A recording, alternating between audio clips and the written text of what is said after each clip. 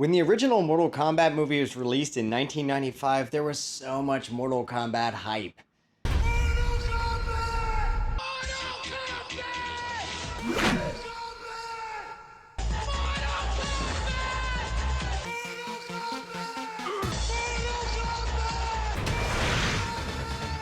It was all about, get over here. Get over here! Get over here! Get over here! Flawless victory. Flawless victory. Flawless victory. Flawless victory. Flawless victory. Flawless victory. Johnny got a car.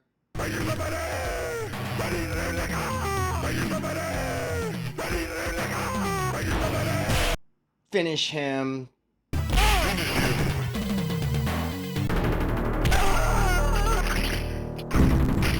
Finish him! Okay. Your soul is mine. Your soul is mine.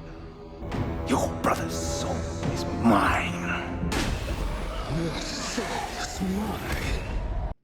I'm pretty sure I had a friend that saw the Mortal Kombat movie twice on opening day. I remember 11-year-old me being disappointed that the movie wasn't as violent as the games and that it didn't have as many characters as the games had.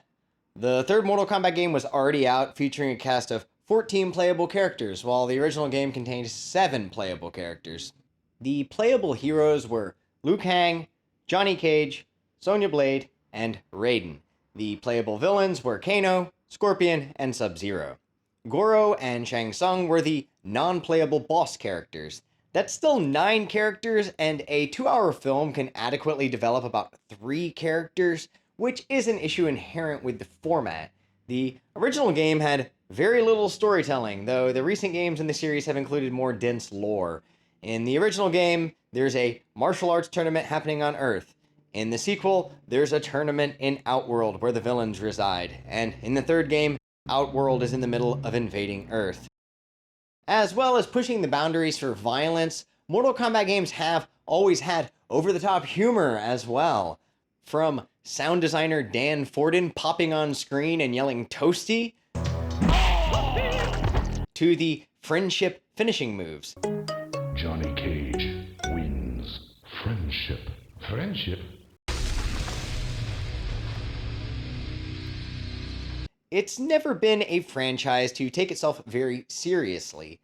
The best way to get caught up on Mortal Kombat lore is to play Mortal Kombat 9, which tells the story of the first 3 games in more detail than before, with more modern gameplay and graphics, as the game switches you between different characters to show how they fit into the overall story. It's an over-the-top, convoluted mess of a plot involving Raiden looking into the future and trying to change it. It cannot be. Shao Kahn is dead. Yet the future remains unchanged. But the actual combat is fast and fun with responsive controls and a meter-based system for super moves.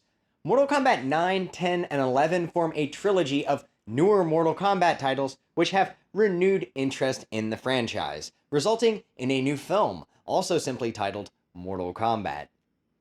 In retrospect, I understand why the original film went for a PG-13 rating, because many fans like me were under the age of 17 at the time, and the fact that it had a smaller cast actually allowed it to take time with each character, a problem that Mortal Kombat 2021 suffers from.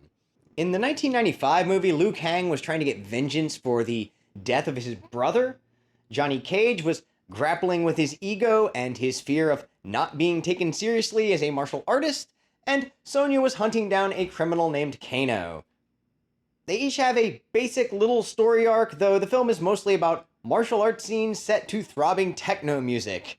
The choreography is done by Robin Shou, the actor who plays Liu Kang. Robin Shou and Lyndon Ashby are solid as Liu Kang and Johnny Cage, but the actor who plays Sonya, Bridget Wilson, only has one facial expression for most of the movie.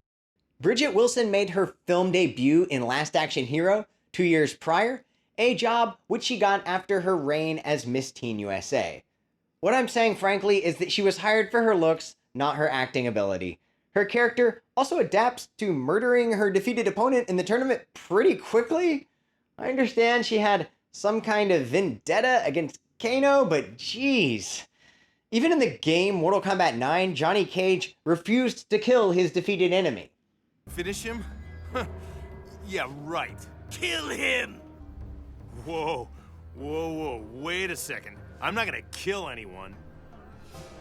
I remember Christopher Lambert as Raiden being really good, but upon rewatching it, I had forgotten how silly his portrayal of Raiden was.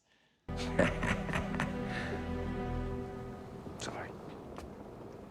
Mortal Kombat 9 has a much more straight-faced portrayal of Raiden that Mortal Kombat 2021 takes influence from.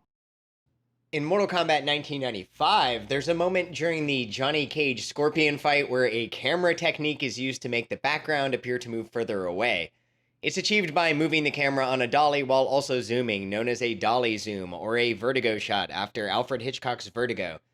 A similar technique is used in the movie Goodfellas to make the background appear to move closer during the diner scene. It's interesting to see this camera technique and its distortion of perspective incorporated in the original Mortal Kombat movie. The set design for the Johnny Cage Scorpion fight here is creative, as it takes place on a hanging platform with the backdrop of an intense hellscape. It feels to me like they're fighting in Blight Town out of Dark Souls, which didn't yet exist when this film was made.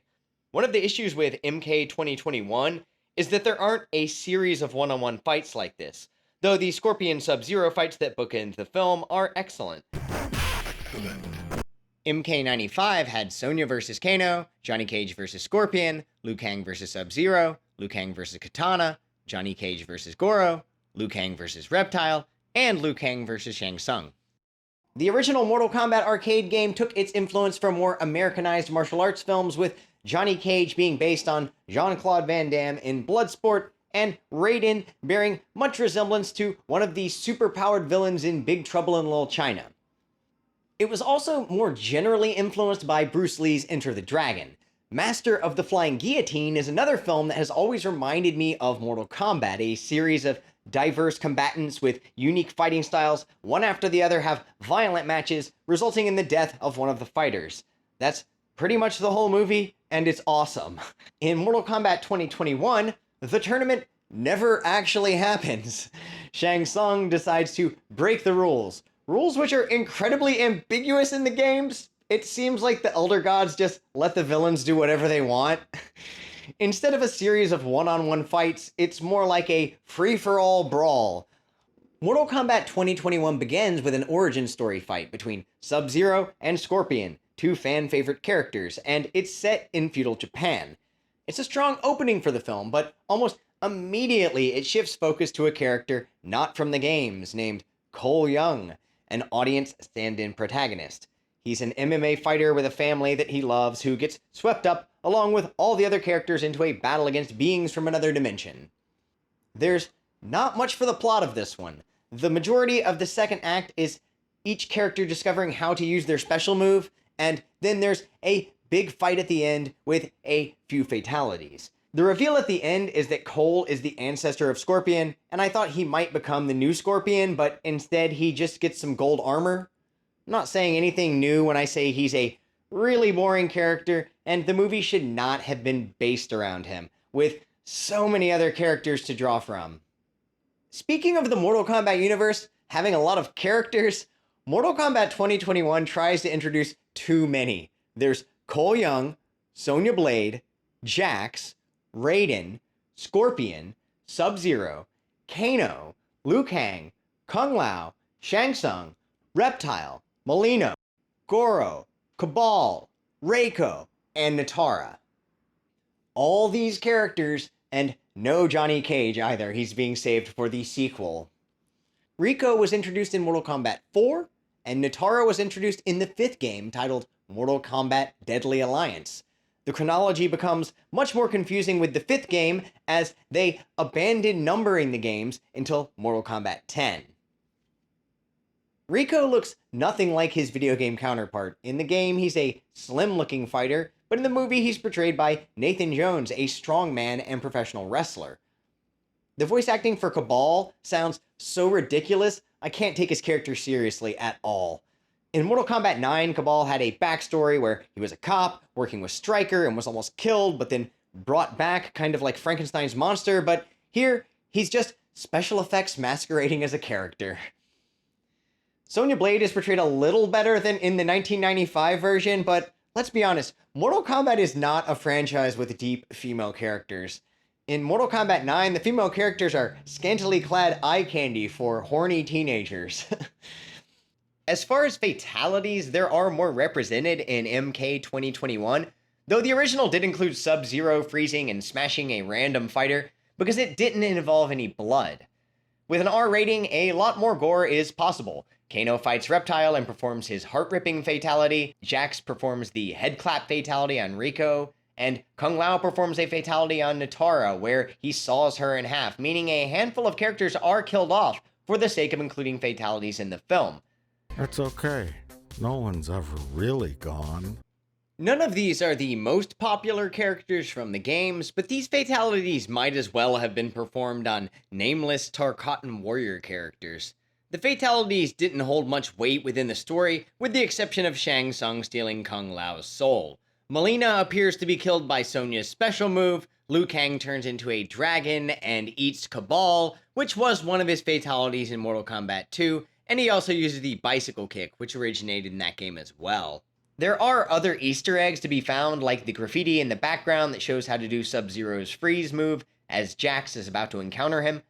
The inclusion of gory fatalities is fun, but without an actual fighting tournament, the second act really drags, and if I'm not basing my decision purely upon visual upgrades, I'd personally rate Mortal Kombat 1995 higher. There are some really dated computer effects in MK95 though.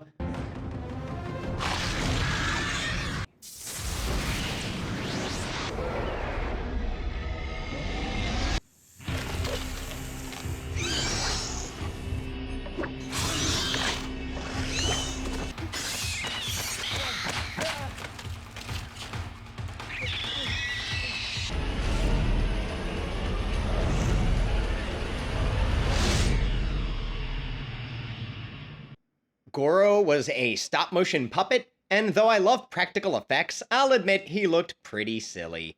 Back then, Goro was defeated when Johnny Cage pulled off a nut punch and kicked him over a cliff. In the new movie, this unstoppable boss character from the game is easily defeated by Cole Young, and this fight scene could have been a lot more epic. Visually, the new Mortal Kombat is great, from costume design to special effects, but it's not going to be that interesting to anyone who doesn't already love the over-the-top violence of the games and their supernatural martial arts world building. The Scorpion Sub-Zero rivalry that was absent from the original is an asset to the film, though there aren't enough unique fight scenes to elevate it to a higher status. The music from the original is also a lot more adrenaline-fueled and just more memorable in general. I would have preferred fewer characters with better development and a tournament of one-on-one fights. Something like the original, but with better special effects. Let me sum up the plot to Mortal Kombat 2021. Sub-Zero killed Scorpion and his family a long time ago. Cole Young, descendant of Scorpion, has a family that he loves. Jax gets his arms ripped off and then has to learn how to live with metal arms. Sonya has a fight with Kano with allusions to domestic abuse. Liu Kang loses his brother Kung Lao, but he only had his soul stolen, so he'll probably be back. Cole Young fights Goro in a parking lot, and I think that's about it. Josh Lawson's Kano was the character that everyone was talking about when the film released, and though his performance was natural and funny, even it started to wear on my nerves as though the film was relying on his pop culture references to carry it. Wait, hang on. What do I make, Gandalf? What does my fortune cookie say? This is the kind of fish-out-of-water dialogue that would have been given to Johnny Cage in the original. The humor in Mortal Kombat 95 is all pretty bad. Just the way I like them. Dumb and ugly. Thank God I didn't ask him to park the car. Those were $500 sunglasses, asshole. Nice dress. Cary Hiroyuki Tagawa, who plays Shang Tsung, is really the film's highlight. He's a perfect over-the-top villain. You will die. The 1995 version was directed by Paul W.S. Anderson, not to be confused with filmmaker Paul Thomas Anderson. Mortal Kombat was only his second movie, and though, like most video game movies, it was not critically well received, it has achieved cult status alongside Event Horizon, a non-video game film Anderson directed. Anderson was also the creative force behind all those Resident Evil movies, and though I'm a big fan of the games, I've never watched a single Resident Evil movie. Paul W.S. Anderson has a reputation for churning out schlock, but his Mortal Kombat film represents a time long gone when martial arts choreography was less gritty and looked more like a dance set to the industrial rhythms of KMFDM. Mortal Kombat 2021 is directed by a first-time director, Simon McQuoid, and written by Greg Russo and David Callahan. Callahan co-wrote the awful Wonder Woman 1984 script, and this is the first credited writing job for Russo. MK 2021 is attempting to open up a cinematic universe, but the cinematic universe is becoming such a played-out idea. Films where dozens of characters over dozens of films have bigger and bigger fight scenes until you can't even tell what's going on. Mortal Kombat 2021 is more generic than the original. It doesn't feel as much like a part of a specific time in history. When I think 1995, I think techno music and ninjas, which Mortal Kombat 1995 had in abundance. When I think 2021, I think trap music and superhero movies, and Mortal Kombat is better when it's a film about a fighting tournament than an Avengers-style team-up. That being said, any Mortal Kombat movie is best enjoyed with a few friends and a couple of drinks. Provided that you're old enough. Alcohol is very, very bad for children. But once you turn 21, it becomes very, very good. So scram!